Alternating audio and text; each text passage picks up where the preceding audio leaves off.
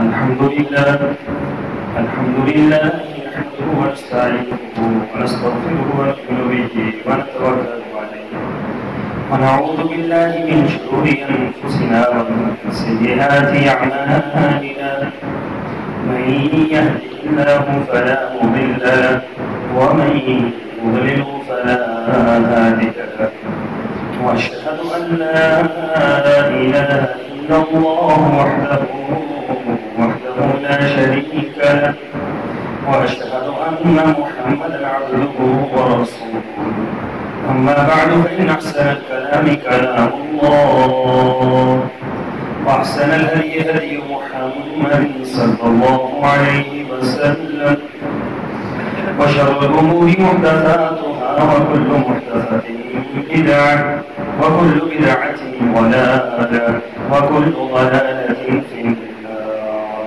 قال الله تبارك وتعالى في القرآن المجيد: أعوذ بالله السميع العليم من الشيطان الرجيم.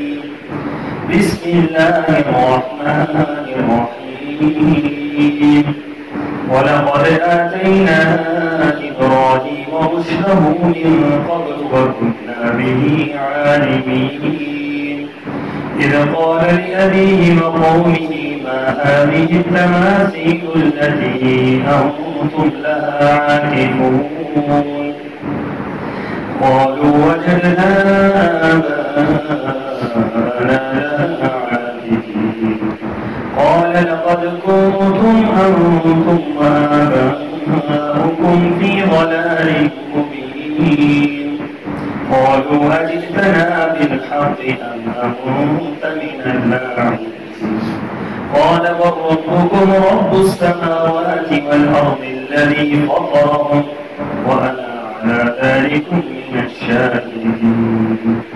اللهم صل على محمد وعلى آل محمد كما صليت على إبراهيم وعلى آل إبراهيم إنك حميد مجيد.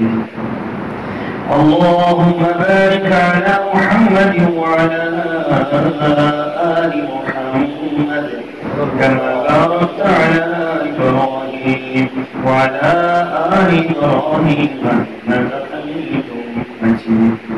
سبحانك لا علم لنا إلا ما علمتنا إنك أنت العليم الحكيم.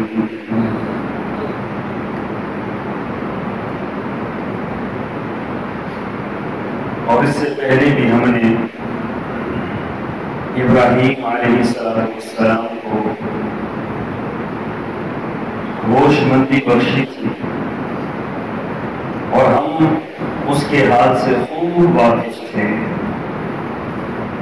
اور جب اس نے اپنے باپ اور اپنی قوم سے کہا کہ یہ مورتیاں کیا ہیں جن کے آگے تم بندگی کے لیے بیٹھے رہتے ہو، تو وہ کہنے لگے ہم نے اپنے آباء و اجداد کو ان کی عبادت ہی کرتے پایا ہے.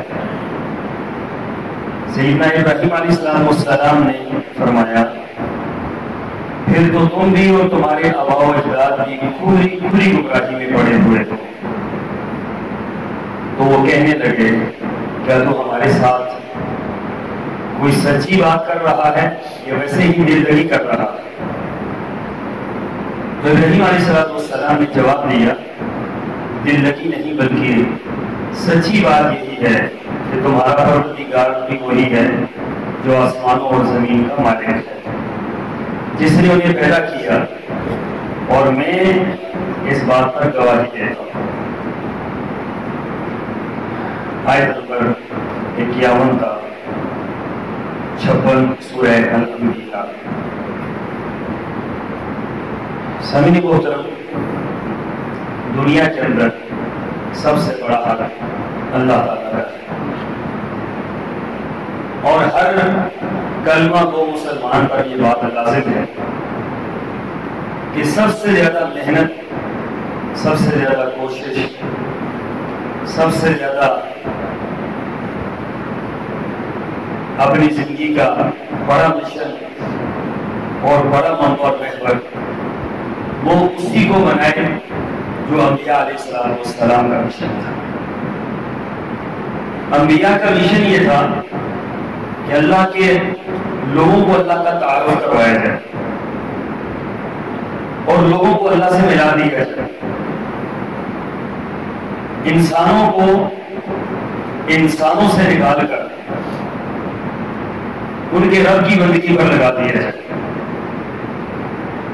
ساری دنیا سے انسانوں کو کاٹ کر اللہ کی طرف متوجہ کیا جائے۔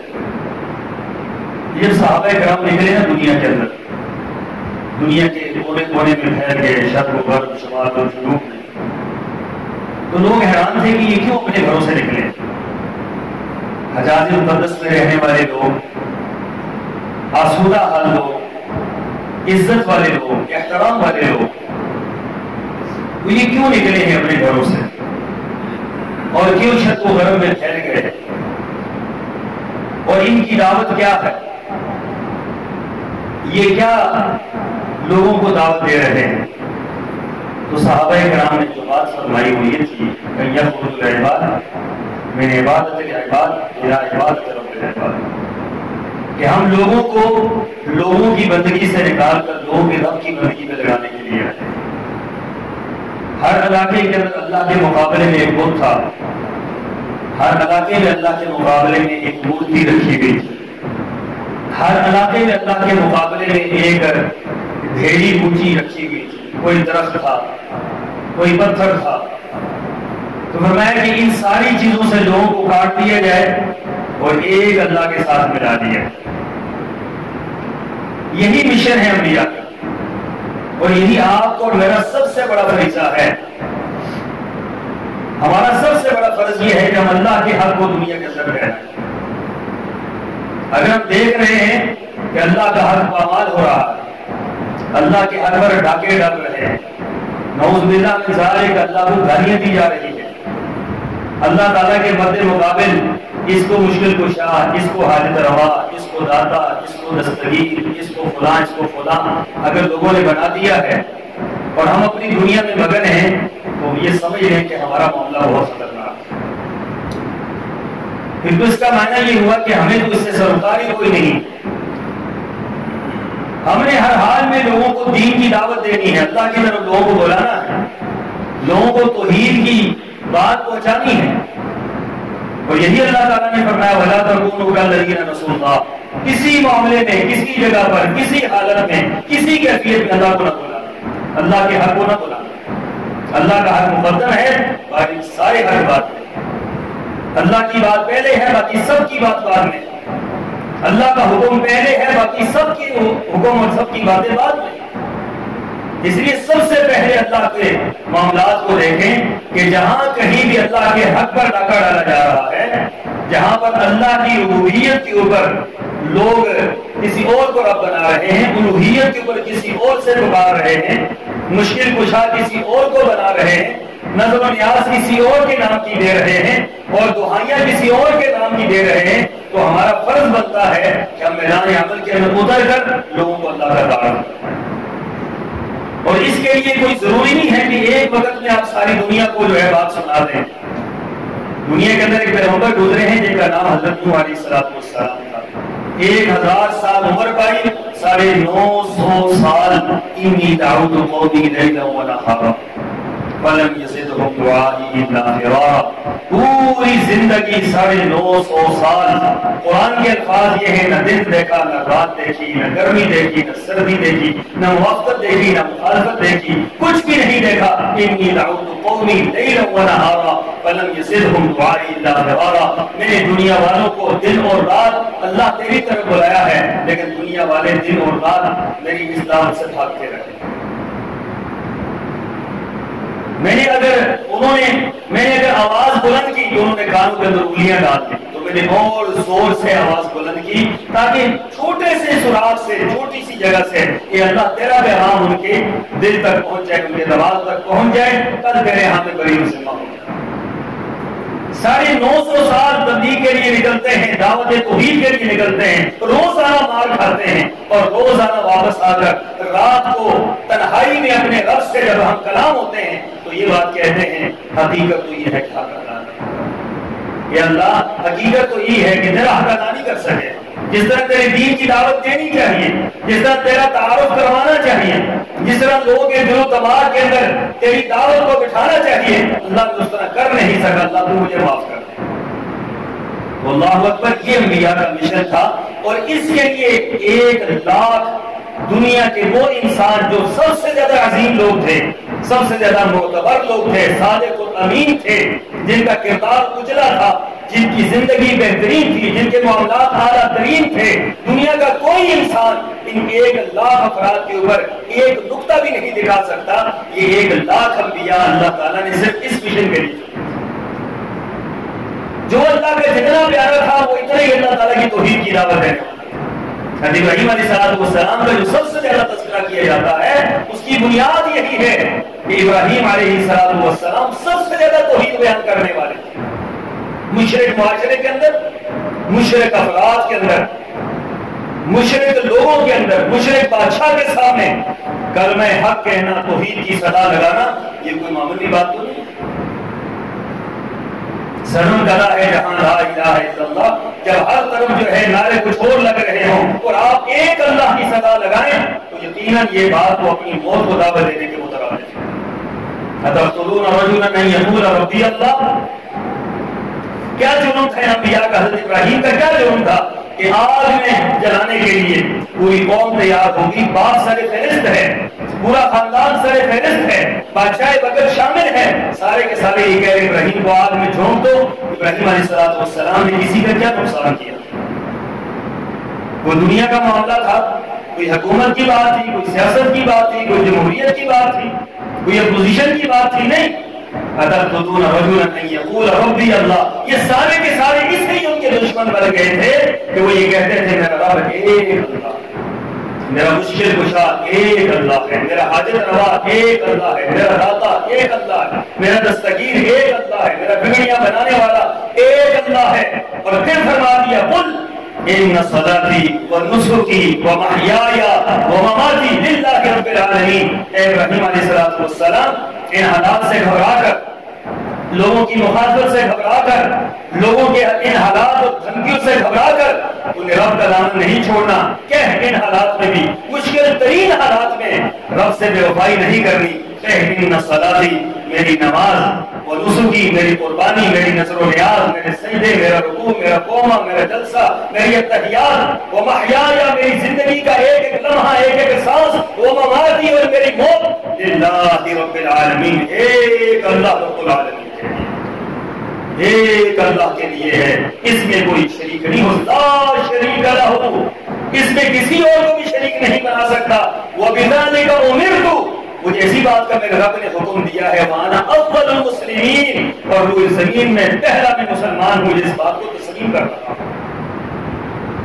سوچئے کہ ایک فرد ہو معاشرے کا، ایک فرد ہو، اور ایک فرد پورے معاشرے سے ٹکر لے لے، اور کس کے لیے ٹکر لے؟ اپنے رب کی رضا کے لیے ٹکر، اپنی رب کی توحید کے لیے ٹکر، رب کو راضی کرنے کے لیے، اس کے حق کو بیان کرنے کے لیے۔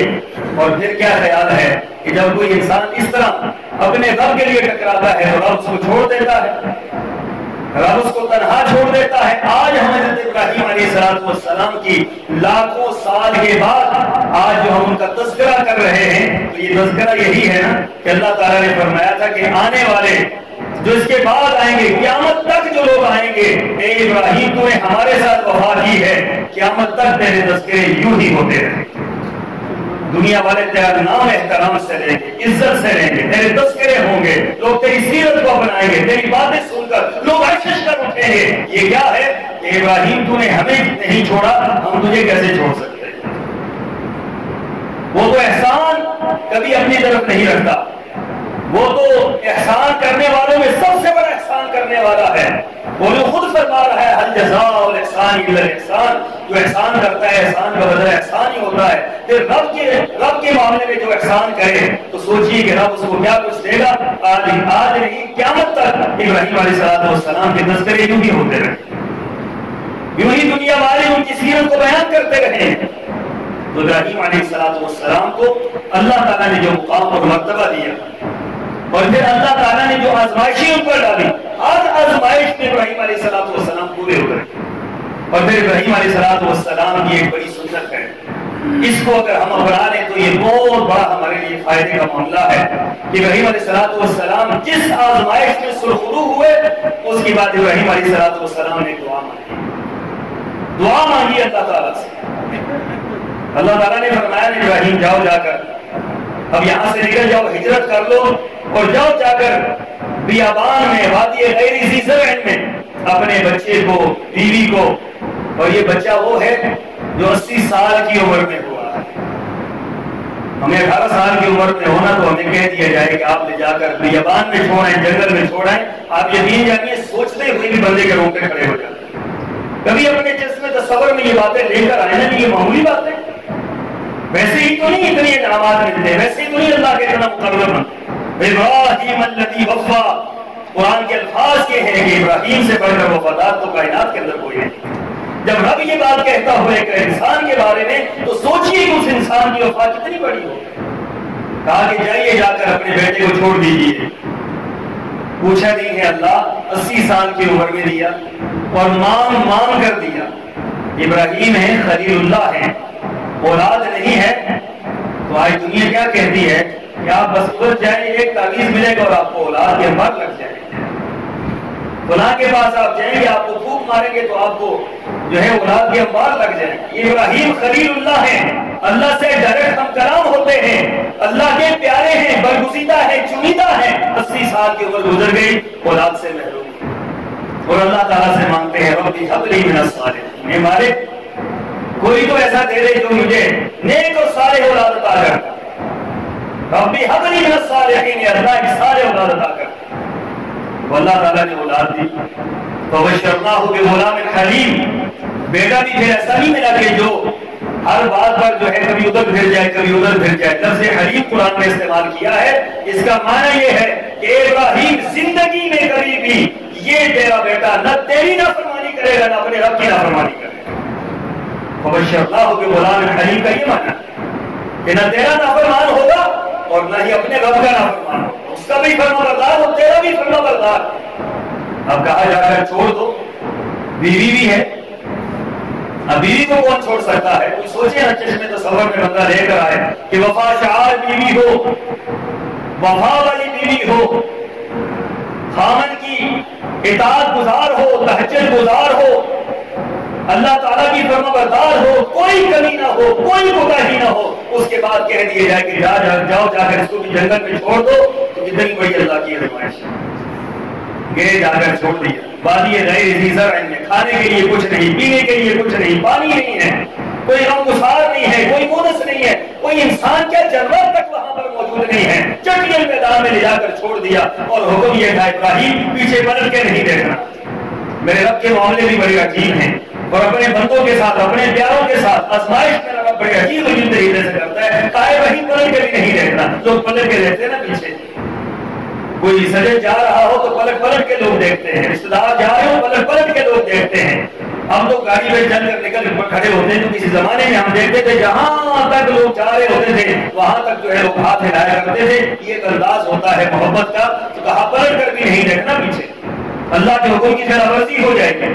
ابراہیم علیہ السلام چھوڑا بیوی کو، بچے کو چھوڑا اور وہاں سے واپس پلٹ گئے۔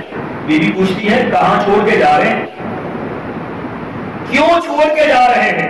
کوئی جواب نہیں، کوئی جواب نہیں ہے، کوئی بات نہیں کہنی، بس اپنی منزل کی طرف رواں ہیں۔ بیوی نے پکڑنا چاہا، تیز ہو گئے، بیوی نے اور تیز ہونا چاہا، اور تیز ہو گئے۔ بیوی نے کہا کہ اب تو یہ قابو نہیں آ رہے، اب تو جا رہے ہیں، پوچھا اچھا یہ بتلا دیں کس کے حوالے کر کے جا رہے ہیں، کس کے سائے میں چھوڑ کے جا رہے ہیں، کون ہماری پرورش کرے گا، کون ہماری یہ معاملات کو چلائے گا؟ تو ایک لفظ نکلا ابراہیم علیہ السلام کی زبان سے، کہا کہ اللہ، بس اللہ کے حوالے کر کے جاتا ہوں۔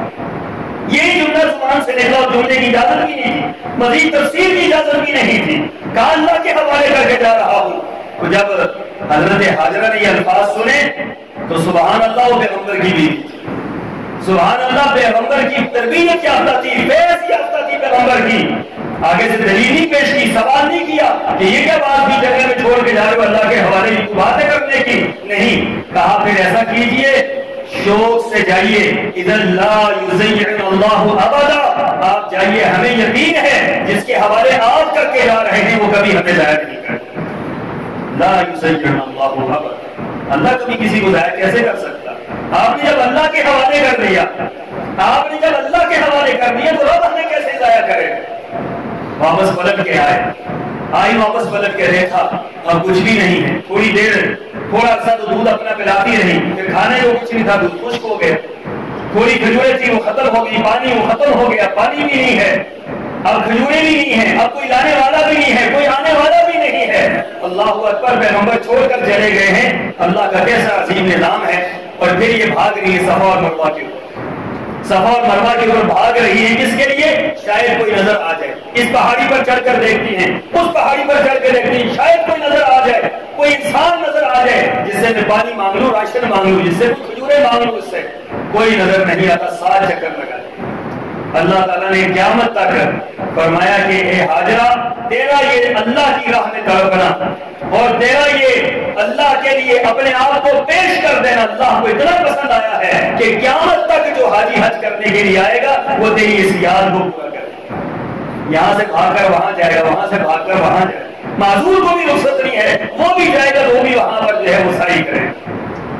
اللہ تعالیٰ کسی کا بدلہ نہیں رکھتے ہیں. میرا اللہ احسان کے بدلے بڑا احسان کرتے ہیں. قیامت تک تیری یاد یہ جاری رہے گی. دنیا کے اندر ایک عورت کی یاد قیامت تک جاری ہے اور قیامت تک یہ جاری رہے گی. انبیاء نے بھی اس کو کیا ہے. کیوں؟ ایک عورت نے اس کو جاری کیا. اور پھر اس کے بعد جب مروہ پہ پہنچی تو ایک آواز آئی، ڈر گئی کہ بیٹا نیچے وادی میں چھوڑا ہے، پتہ نہیں کیا معاملہ ہے. جبرائیل کو اللہ نے بھیجا، جاؤ آزمائش کا دور ختم ہونے والا ہے. جبرائیل آئے، اپنا پر مارا اور جہاں حضرت اسماعیل علیہ السلام اپنی ایڑیاں رگڑ رہے تھے، پیاس کی شدت کی وجہ سے ایڑیاں رگڑ رہے تھے، وہیں سے اللہ تعالیٰ نے زمزم کا چشمہ نکالا. وہیں سے یہ زمزم نکلا. دیکھا کہ آواز آئی ہے، بھاگی واپس وادی کے طرف، دیکھا وہاں سے چشمہ نکل رہا ہے. اس کو کیا کیا؟ اس کو فوری طور پر آگے سے چشمے کو انہوں نے بند کرنا شروع کر دیا کہ پانی کہیں ضائع نہ ہو جائے یا پانی ختم نہ ہو جائے. تو حضرت نبی کریم صلی اللہ علیہ وسلم نے فرمایا اللہ رحم کرے اماں ہاجرہ پر کہ اماں ہاجرہ اگر اس پانی کو نہ روکتی تو یہ پانی ایک دریا کی صورت اختیار کرتا. انہوں نے روک دیا تو یہ کنویں کی صورت اختیار کر گیا ہے. قیامت تک اللہ نے اس پانی کو جاری کر دیا. یہ کس کی یاد تھی؟ یہ حضرت ابراہیم علیہ السلام کی آزمائش پر اللہ تعالیٰ نے حضرت اسماعیل کی یاد میں وہاں سے پانی نکال دیا. اور دنیا کا ہر پانی خشک ہو جاتا ہے، کم ہو جاتا ہے. دنیا کے پانیوں کے اندر طرح طرح کی بیماریاں آ جاتی ہیں، بیکٹیریا آ جاتے ہیں. دنیا کا واحد پانی ہے جو پیغمبر کی آزمائش کے بعد نکلا ہے. ایسا پانی فرمایا پیو تو اللہ تعالیٰ اندر کی بیماریاں ختم کر دے گا، نہاؤ تو اللہ تعالیٰ باہر کی بیماریاں ختم کر دے گا.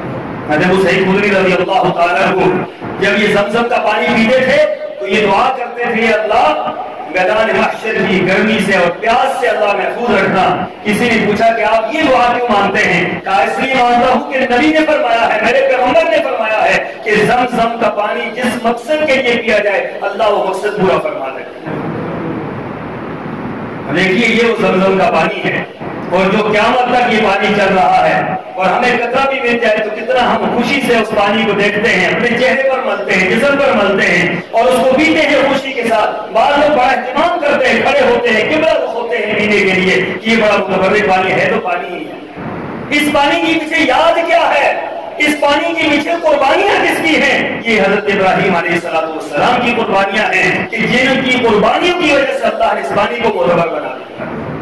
یہ پانی نیلم کا پانی معتبر نہیں ہے، جہنم کا پانی معتبر نہیں ہے، یہ دریائے سندھ کا پانی معتبر نہیں ہے، دنیا کا کوئی پانی معتبر نہیں ہے. حالانکہ کتنے بڑے بڑے پانی اور کتنی کثیر تعداد میں پانی ہے، لیکن وہ پانی ایک یادگار پانی ہے، قربانیوں کی تاثار سے نکلا ہوا پانی ہے، توحید کے راستے میں نکلا ہوا پانی ہے، ایک پیغمبر کی یاد پر پانی نکلا ہے. اللہ نے قیامت تک اس پانی کو معتبر بنا دیا اور قیامت تک اس پانی کو ہمارے لیے احترام کا باعث بنا دیا. اللہ کے بندوں ابراہیم علیہ السلام نے پھر اللہ تعالیٰ نے ایک اور حکم دیا. اب بچہ تھوڑا سا بڑا ہو گیا. فلما بلغ معه السعي قال يا بني اني ارى في المنام. اب گئے جا کر کہنے لگے بیٹا اب چلنے پھرنے کے قابل ہو گئے. سایہ کو عمر 12 سے 13 سال 14 سال بالکل لڑک پر اور جوانی کے درمیان کی عمر کو سایہ کا لفظ کہا جاتا ہے. تو جب بھاگنے دوڑنے کو ہو گیا تو بچہ اور پیارا ہو جاتا ہے. والدین کی آنکھوں کی اور ٹھنڈک بڑھ جاتی ہے اور سینے سے لگاتے ہیں، خوش ہوتے ہیں، پیار کرتے ہیں، جگر ٹھنڈا ہوتا ہے۔ یہ تو والدین ہی جانتے ہیں نا اولاد کے متعلق کیا محبت ہے۔ کاش کہ جو والدین محبت کرتے ہیں وہی اولاد بھی محبت کرتے ہیں۔ اپنی اولاد میں جا کر سمجھ آتا ہے کہ والدین ہم سے کیا کرتے ہیں۔ تو حضرت ابراہیم علیہ السلام آئے اور آ کر دیکھا، اب بڑی عمر ہو گئی ہے، خواب دیکھتے ہیں، 3 دن تک یہ خواب دیکھی کہ اپنے بیٹے کو دعا کر رہے، اور پیغمبر کی خواب سچی ہوتی، پیغمبر کی خواب اللہ کی طرف سے وحی ہوتی تھی۔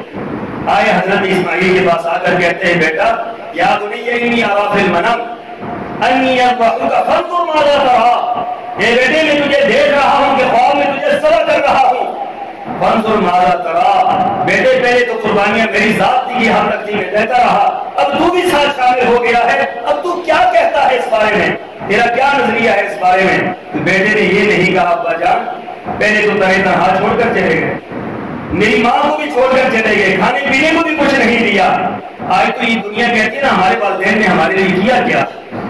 اللہ اکبر، یہ وہ جملہ ہے جو اللہ کے عرض کو بھی ہلا دیتا ہو۔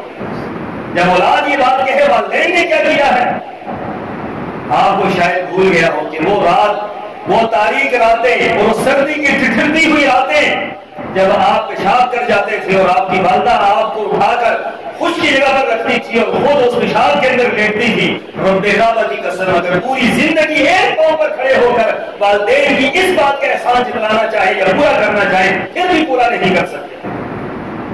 وہ حجاز مقدس میں ایک بندہ یہاں سے چلا، افغانستان سے چلا، افغانستان سے چلا، اپنی ماں کو یہاں پر اٹھایا، کندھوں پر اٹھایا اپنی ماں کو، اور اٹھا کر بدستور سفر کرتا رہا، یہاں سے چل کر وہاں گیا حجاز میں، وہاں جا کر حج کروایا، ایک ایک لمحے اپنی ماں کو کندھوں پر اٹھا کے پھرتا رہا، معذور ماں تھی، اور جب حج کروا کر فارغ ہوا حضرت عطا بن ابی رباح رحمت اللہ علیہ بہت بڑے عالم دین، تابعین میں سب سے معتبر تابعی تھے، بڑے عالم دین تھے، صحابہ کرام کے شاگرد تھے، وہ بندہ جا کر وہاں بیٹھ کے اور کہنے لگا اے عطا آپ سے ایک سوال کرنا ہے۔ کہا کیا سوال ہے؟ کہا سوال یہ ہے کہ ماں کو میں نے افغانستان سے اٹھایا اور وہاں سے چلتا ہوا پیدل میں یہاں آیا، یہاں میں نے اپنی ماں کو کندھوں پر حج کروایا ہے، سارے احکامات کوئی بندہ اکیلا حج کرے اسے پتہ چل جاتا ہے، کندھوں پر کسی کو اٹھا کے حج کروانا یہ کوئی معمولی بات نہیں ہے، کہا کندھوں پر حج اٹھا کر کروایا، کیا میری ماں کا حق مجھ سے ختم ہو گیا؟ حضرت عطا کہتے ہیں کہ وہ اپنی کتاب کھول کر بیٹھے ہوئے کتاب کو بند کر دیا اور کھڑے ہو گئے، اور کھڑے ہو کے کہنے لگے سوال کرنے والے سن، تو کیا سمجھتا ہے کہ تو نے وہاں سے ماں کو اٹھایا یہاں تک لایا اور یہاں حج کروا دیا تو تیرا حق ختم ہو گیا، ماں کا حق ختم ہو گیا؟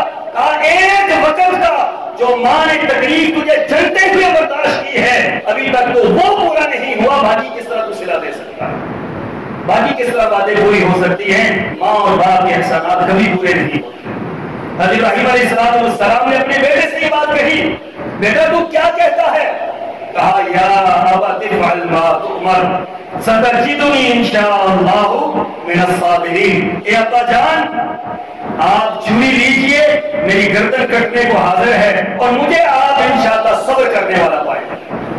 نگاہ اوپر نہیں اٹھے گی باپ کے سامنے، باپ کے سامنے نگاہ اوپر نہیں اٹھے گی، یہی تو کھڑے ہو کر اقبال نے یہ بات کہہ دی تھی کہ سکھائے کس نے اسماعیل کو آداب فرض، کیا چیز ایسی تھی کہ اسماعیل علیہ السلام ایک بچہ اتنا باپ کا فرما بردار، اتنا ماں کا فرما بردار، اس قدر حلیم و تبا، اس قدر فرما بردار اور تابعدار، کس نے یہ ساری چیزیں سکھلائی؟ تو پھر کہا جاتا ہے کہ یہ ساری سکھلانے والا کون تھا؟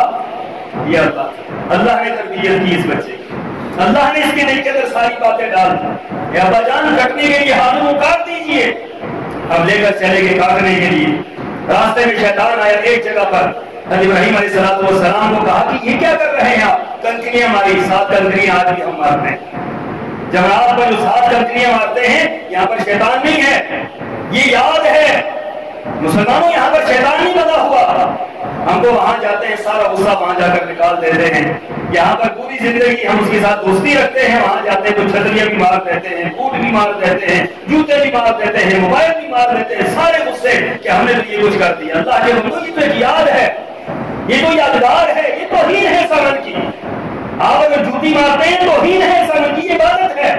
ابراہیم علیہ السلام کی یاد ہے کہ انہوں نے کنکریاں ماری تھی، 7 کنکریاں ماری تھی، اسے اٹھا کر وہ ساتھ ہی کنکریاں مارنی اور کنکریاں مارنی ہیں، بڑے بڑے پتھر نہیں مارتے، کسی اور کو زخمی نہیں کر دینا۔ یہ یاد تھی۔ پھر تھوڑا سا آگے گئے تو پھر شیطان آ گیا، اس نے کہا یہ آپ کیا کر رہے ہیں؟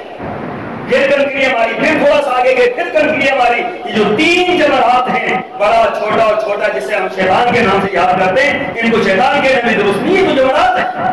تو وہاں پر ابراہیم علیہ السلام نے یاد یہ کی کہ شیطان کو کنکریاں ماری جو بہکا رہا تھا، اور پھر ابراہیم علیہ السلام نے یہ بات کہی کہ یہ تو ایک بیٹا ہے، اللہ کی راہ میں قربان کر رہا ہوں، اس جیسا 1000 بیٹا بھی ہو، اللہ کے حکم پر سب کچھ قربان۔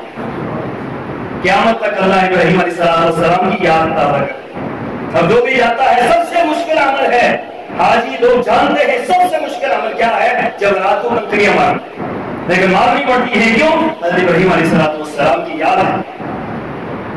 پھر بیٹے کے پاس گئے کہ تجھے ذبح کر رہے، اس کو بہکانے کی کوشش کی شیطان نے۔ حضرت اسماعیل نے کہا کہ ایک جان ہے، 1000 جان ہو، اللہ کی راہ میں قربان ہے۔ پھر جا کر ماں کو بہکایا، حضرت حاجرہ کو جا کر کہا یہ کیا ہونے لگا ہے، باپ جا رہا ہے، بیٹے کو ذبح کرنے جا رہا ہے، تیرا ایک ہی بیٹا ہے، اکلوتا بیٹا ہے، تو نے پالا ہے بڑی مشکل سے، جا کر اس کو بچا لے۔ تو انہوں نے کہا کہ یہ تو ایک بیٹا ہے، اگر 1000 بیٹا ہو، اللہ کے نام پر سب کچھ ہوگا۔ یہ کہا جاتا ہے، یہ ابراہیم علیہ السلام کی فیملی تھی، یہ ابراہیم علیہ السلام کا رب کے ساتھ تعلق تھا۔